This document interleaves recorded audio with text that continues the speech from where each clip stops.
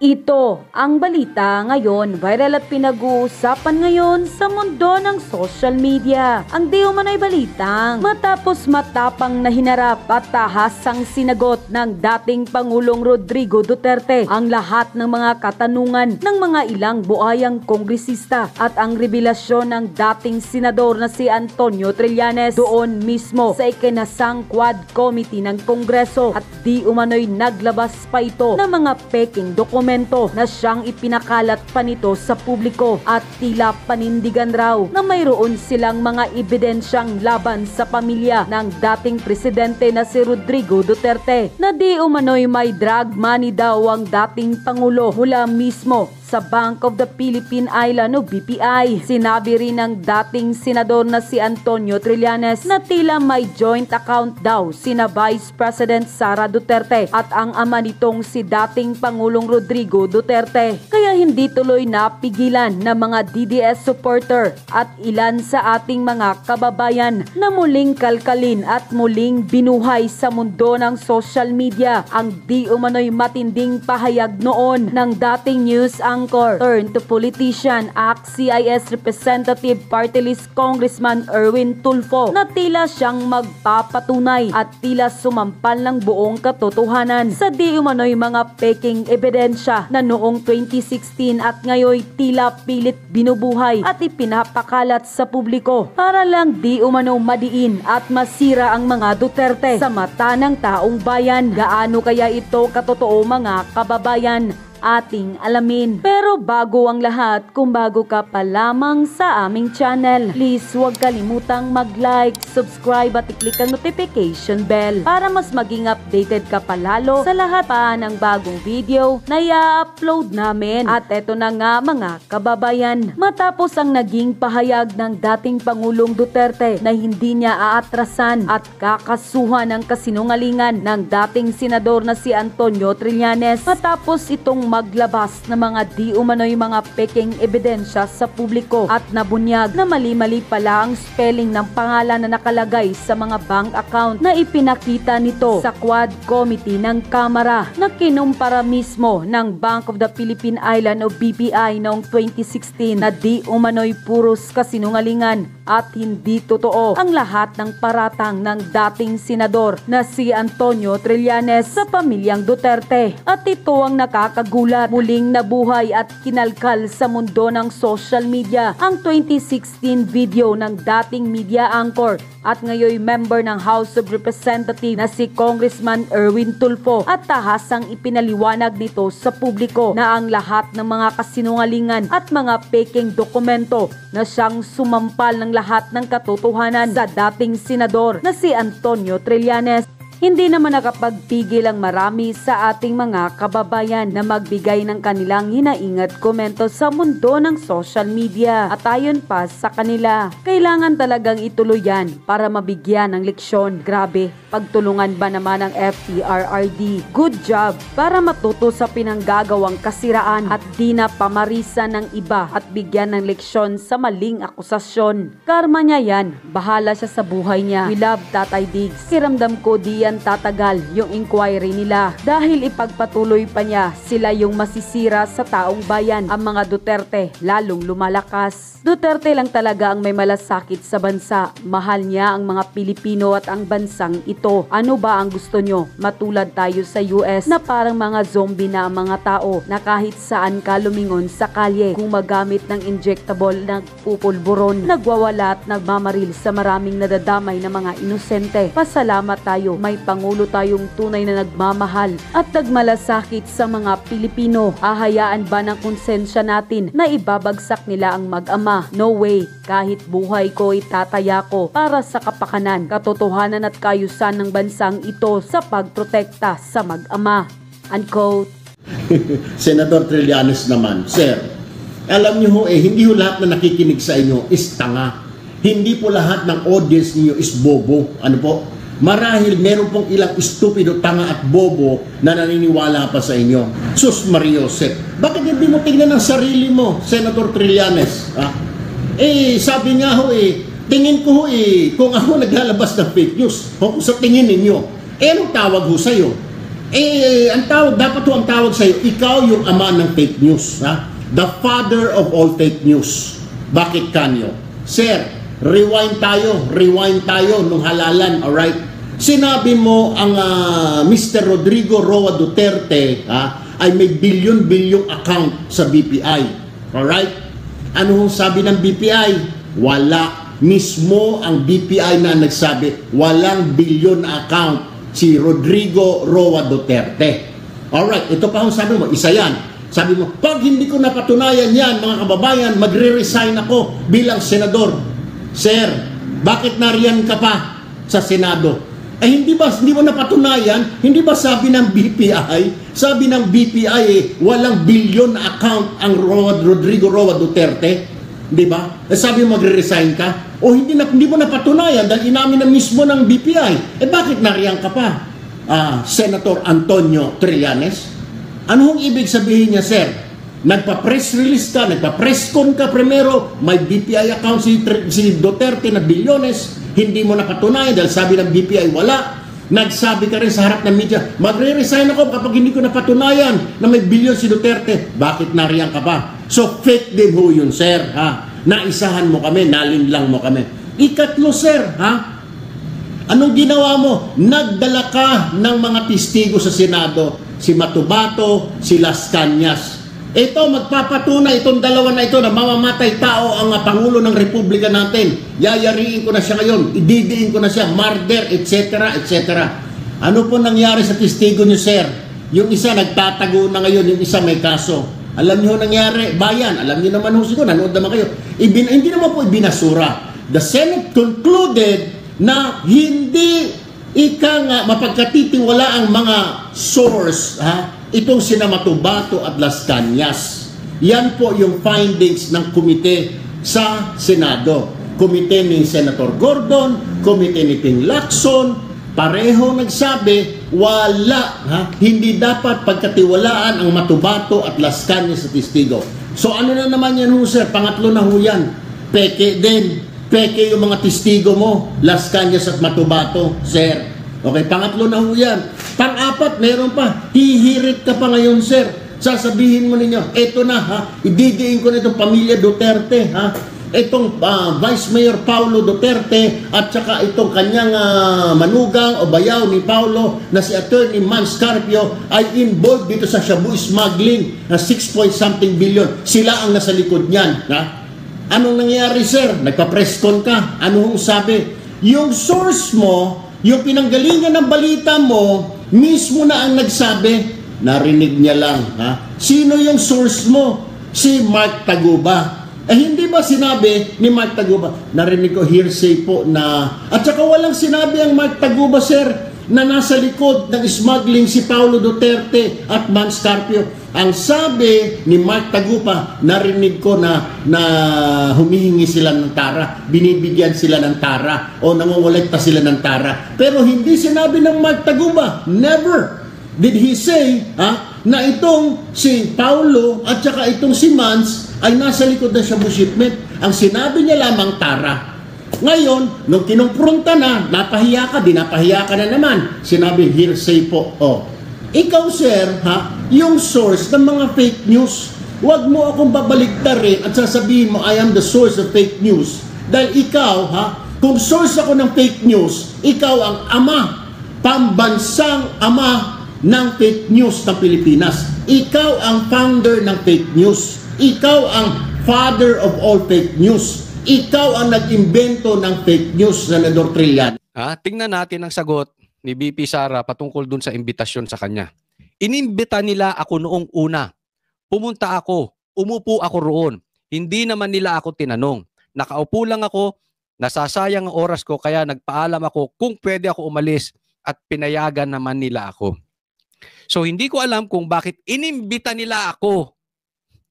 Ito sa November 20, siya naman ang gustong imbitahan. Ito yung sinasabi ko. Itong mga Quadcom, hindi kaya si PRRD, gusto naman si BP Sara ang bawian. Hindi naman nila ako binigyan ng mga tanong, pero hindi ako a-attend sa hearings nila sa nilang susunod. Kasi nandun ako pumunta ako pero wala naman silang ginawa sa akin. Pinaupo lang ako. Tama, di ba naalala nyo? Pumunta to. Pumunta siya ron. Di sana tinanong na ng Quadcom, di ba? Nung nandoon iniimbestigahan si PRRD, pumunta siya. Oh. Natakot din. Hindi nakahanda. Hindi sila ready. Siguro baka pag nagtandem yung mag-ama, lalo silang lubog. Di ba? Ando doon si BP Sara eh. Bakit hindi ninyo tinanong? Baka sinabi mo, sige, baka pwede ka ng manumpa. Mag-take ka ng auto. Kaya,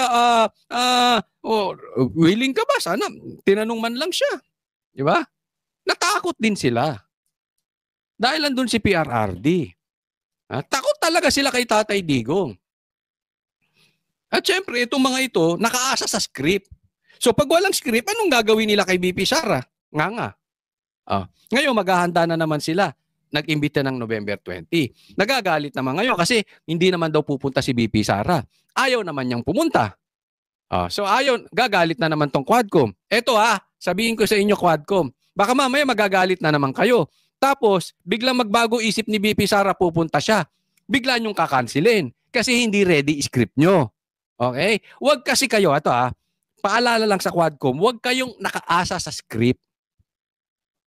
Kung meron kayo talagang matibay na ebidensya kay BP Sara, you are always ready. Bakit? Kasi yung ebidensya, andyan lang yun. Hindi yun ginagawa. Nandiyan yun. Except kung pina-fabricate nyo, gumagawa kayo ng ebidensya or gumagawa kayo ng script. So pag nag-imbita kayo, gusto nyo sumagot. Pag nagbago ng isip, duwag na kayo. Again, kasi lalabas sa script. That's the reason bakit kayo naduwag kay PRRD that time eh. So anong ginawa nilang pangontra? Sige, nagalit ang taong bayan, ituloy na lang natin. Paano nila kinontra to? Paano nila minanage? Dinamihan nila yung ando doon. Andun yung Quadcom, andun yung dito pa yung Makabayan Black, andyan pa yung mga NPA na sinasabi. Tinawag pa si Trillanes, di ba? So baka mamaya, ako, paalala ko lang baka mamaya magkatotoo sinabi ko. Magagalit kayo kay BP Sara pag nagbagong isip, pumalag sa inyo. Magka-cancel na naman kayo. Ingat kasi meron na kayong meron na kayong mantsa na kayo ay hindi Quadcom. Kayo ay Duwagcom. No? Pero kung ako tatanungin, dapat bang mag-attend pa si PRRD kung papatawag at si BP Sara? Alam mo ang aking personal dito. Depende sa kanila. Kasi kahit naman umattend sila or hindi sila umattend, ang taong bayan mamahalin ang si PRRD at si BP Sara. Kahit sabihin kong hindi kailangan umattend si BP Sara kasi yan naman ay panghaharas lang at politically motivated. Alam ko pag nag-attend si BP Sara sa isang banda, magbabackfire yan sa kanila. Lalo pang mamahalin si BP Sara.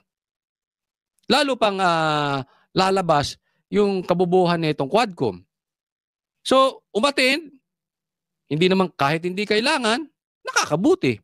Pagka hindi naman sila umattend, okay lang. Bakit? Talaga namang bastos yung mga yan eh. Hindi dapat pinagpapapansin. Diba? So, win-win eh. Hindi po ito pros and cons. Kung ano man ang maging desisyon ng mga Duterte, panalo sila dito. Walang marereklamo ang dito. Walang mapapala ang Quadcom kung hindi makikinabang lang ang mga Duterte. So abang-abang tayo, posibleng may magbago. But sa ngayon, November 20 is I think it's Wednesday. Hindi natin alam kung tutuloy si BP Sara pero sa kanya hindi siya tutuloy. Balay natin, magbago. Alam mo kung bakit isa pa, na gusto din nila yan? Kasi nakita nila Eto, pupusta ako sa inyo. Magalit na ang bashers kung magagalit. Sige, sabihin yung mali ako. Kaya lang naman pinapanood yung Quadcom because ang topic niyan Duterte. So hindi nila aalisin yung Duterte kasi may pagkaano rin niya, may pagka-fame war. Lalo't mag-e-election, gusto nilang rin sila. Hindi nila alam nakakasama sa imahe nila.